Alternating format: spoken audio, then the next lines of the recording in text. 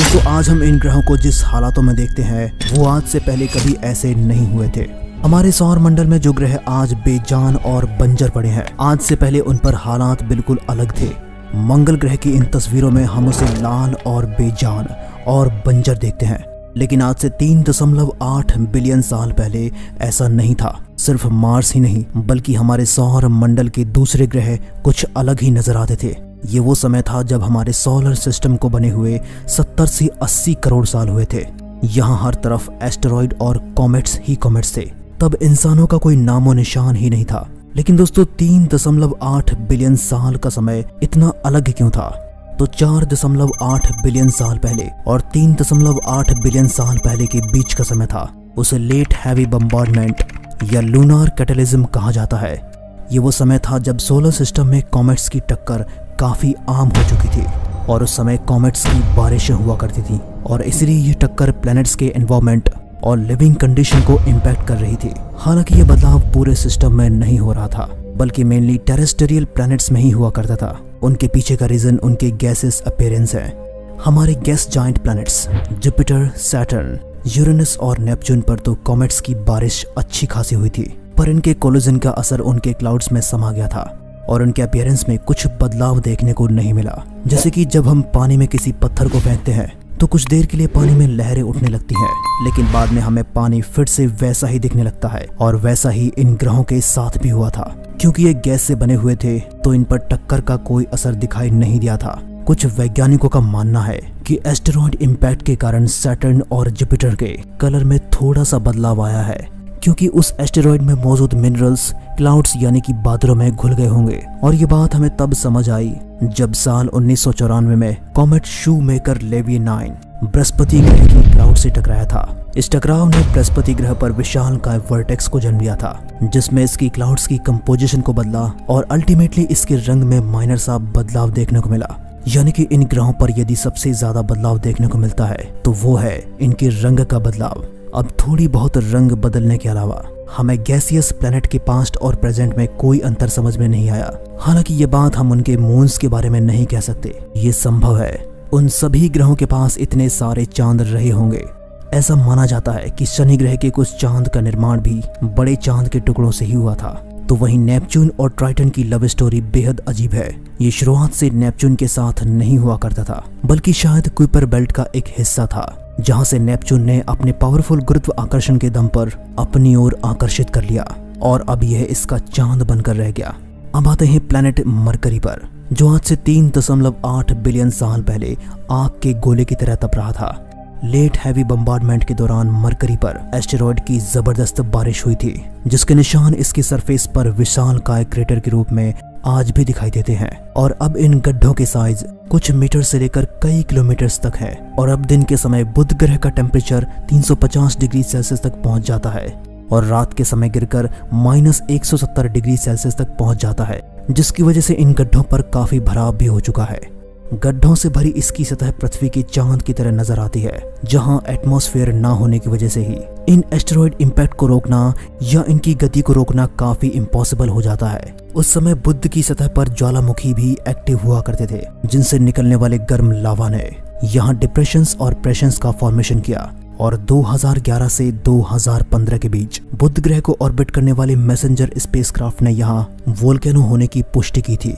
बुध ग्रह की सरफेस हमें दो तरह की दिखाई देती है। एक तो वो पुरानी वाली सरफेस है जिस पर बड़े बड़े विशालकाय गड्ढे पाए जाते हैं, और दूसरी है नई सतह जो कि काफी ज्यादा प्लेन है। वैज्ञानिक मानते हैं कि ये नई सतह तब बनी होगी जब इसके ज्वालामुखी का लावा यहाँ तक बहता हुआ जम गया हो। जैसे कि हमने पहले जाना कि उस समय बुध ग्रह आज के मुकाबले काफी गर्म हुआ करता था। ऐसे में जब बुध ग्रह ठंडा होने लगता है तब इसके इंटरनल कोर की कंस्ट्रक्शन शुरू हो जाती है, जिसने इसके साइंस पर जरूर इम्पैक्ट डाला होगा। बल्कि इसके कंस्ट्रक्शन के सबूत हमें इसकी सरफेस पर भी देखने को मिलते हैं। जिस समय हमारी पृथ्वी के चांद समुद्र में आने वाली ऊंची ऊंची लहर या फिर टाइड की वजह बनता है, ठीक वैसे ही सूरज के इतने करीब होने के कारण बुध को सूरज के टाइडल फोर्सेस भी झेलने पड़ते होंगे। ये टाइडल फोर्स मून के टाइडल फोर्स के मुकाबले 17 गुना ज्यादा वजनी होते हैं, जिसकी वजह से मरकरी की सरफेस पर कई जगह पर टाइडल प्लेसेस देखने को मिलते हैं। दोस्तों, बुध ग्रह की सतह और इस पर विशालकाय गड्ढे इस बात के सबूत हैं कि इसका अतीत बहुत ही भयानक हुआ करता था और इस छोटे से ग्रह ने अपने जीवन काल में बहुत कुछ झेला है। इसने इतिहास में बहुत कुछ सहा है। इन एस्टेरॉयड के इम्पैक्ट ने यहाँ पर लावा के समुद्र बनाए होंगे और ये आज की तरह तो बिल्कुल भी नहीं होंगे। अब बात करते हैं हमारे एक और प्लेनेट की, पृथ्वी के सबसे करीबी पड़ोसी प्लेनेट वीनस की। आज वीनस पर सल्फ्यूरिक एसिड की बारिश होती है और उसका सरफेस टेम्परेचर 480 डिग्री सेल्सियस तक पहुंच जाता है, जिसे हमारे सौर मंडल का सबसे गर्म प्लेनेट बनाता है। लेकिन ऐसा हमेशा से नहीं था। कुछ समय पहले इसकी कंडीशन बिल्कुल पृथ्वी की तरह ही हुआ करती थी। लेट हैवी बम्बार्डमेंट पीरियड के दौरान यहाँ कई सारे एस्टेरॉयड और कॉमेट इम्पैक्ट हुए थे और कॉमेट्स आइस के बहुत बड़े बड़े रिजर्वियर लेकर आए थे। जब भी ये आइस पिघलती है वहाँ पर पानी की नदियाँ और समुद्र बनते हैं। माना जाता है कि एक समय वीनस का टेम्परेचर करीब 50 डिग्री सेल्सियस यानी कि एवरेज हुआ करता था, जो वाटर को सस्टेन करने के लिए बिल्कुल सही था। अब ये कंडीशन करीब 30 करोड़ सालों तक रही होगी। अब शायद वीनस पर पानी भी मौजूद रहा होगा और यहाँ पर जीवन का इवोल्यूशन भी मौजूद रहा होगा, क्योंकि फिर ऐसा होता है जिससे वीनस के एटमॉस्फेयर में कार्बन डाइऑक्साइड की मात्रा लगातार बढ़ने लगती है, जिससे शुक्र का तापमान बढ़ने लगा और अल्टीमेटली इससे इसका सारा पानी भाप में बदल गया। वीनस का एटमॉस्फेयर काफी डेंस है, जिसके कारण कार्बन डाइऑक्साइड जैसी ग्रीन हाउस गैसेस यहाँ पर ट्रैप होकर रह जाती हैं और यही वजह है कि आज इसका तापमान 480 डिग्री सेल्सियस तक पहुंच गया है और वीनस की सतह नर्क के समान बन चुकी है। जाहिर सी बात है, इस बदलते हुए मौसम पर जीवन का एवोल्यूशन नहीं हो पाया है, पर हमारे अगले ग्रह पर कुछ ऐसा हुआ और इतना हुआ कि आज हम इसी पर बैठकर पूरे यूनिवर्स को देख रहे हैं। इस यूनिवर्स या इस ब्रह्मांड की बातें कर रहे हैं। सोलर सिस्टम में पृथ्वी से ज्यादा बदलाव किसी भी ग्रह पर नहीं आया होगा। आज से 3.8 बिलियन साल पहले पृथ्वी पर वोल्केनिक एक्टिविटी अपने पीक पर थी, जिसने इसकी क्रस्ट को बनाया।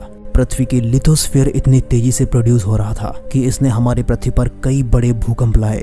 कई भूकंप तो टेक्टोनिक प्लेट्स के टकराने से भी आए थे, जिन्होंने न सिर्फ पृथ्वी के सरफेस को शेक किया बल्कि पृथ्वी के अंदर समुद्र में भी कई वोल्ट्स का फॉर्मेशन किया।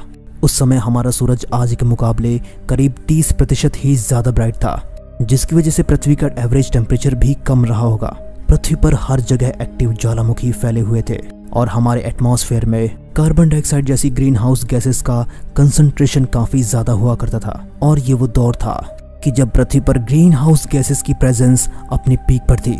अब इस दौरान पृथ्वी पर स्टोमेटोलाइट का फॉर्मेशन काफी तेजी से होने लगा।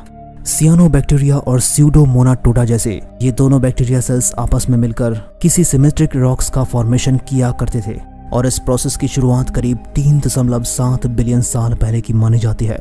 इस ऑर्गेनिज्म ने पृथ्वी के कार्बन डाइऑक्साइड को एब्जॉर्ब करना शुरू किया था और फोटोसिंथेसिस की मदद से इसे ऑक्सीजन में तब्दील किया था। अब कुछ ऐसा ही समुद्र में मौजूद फाइलोप्लांट्स ने किया था।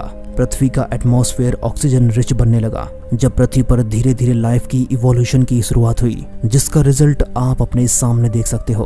पर अगर हम इसे आज से 3.8 बिलियन साल पहले से कंपेयर करते हैं तो शायद ही आज का जीव उस समय की एक्सट्रीम कंडीशन में जीवित हो पाता और आखिर में बच जाता है हमारा मार्स।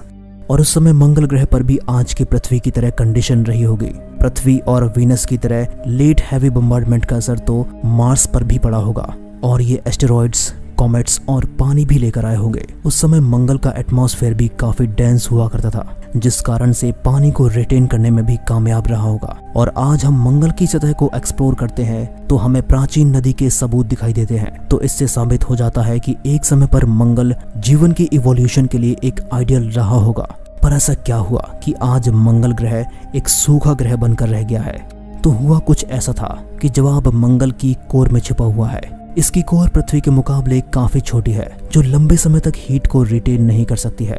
इसने धीरे धीरे मार्स की मैग्नेटिक फील्ड को कमजोर कर दिया और जिस प्लेनेट के पास हीट की शील्ड नहीं होती, सोलर फ्लेयर्स उनसे एटमॉस्फेयर छीन लेते हैं। अब बिना एटमॉस्फेयर वाला प्लेनेट ना तो वाटर को रिटेन कर पाएगा और ना ही लिविंग कंडीशन को, जो आज इस प्लेनेट के हालत है। तो दोस्तों, ये था इतिहास हमारे सौर मंडल के कुछ ग्रहों का, जिनके बारे में आप अभी तक पूरी तरह से अनजान थे। तो दोस्तों अगर वीडियो आपको अच्छी लगी हो तो इसे लाइक करें और ब्रह्मांड के ऐसे ही रहस्यों के बारे में जानने के लिए हमारे चैनल कीमती स्पेस को सब्सक्राइब करें। मिलते हैं आपसे एक और नई वीडियो के साथ।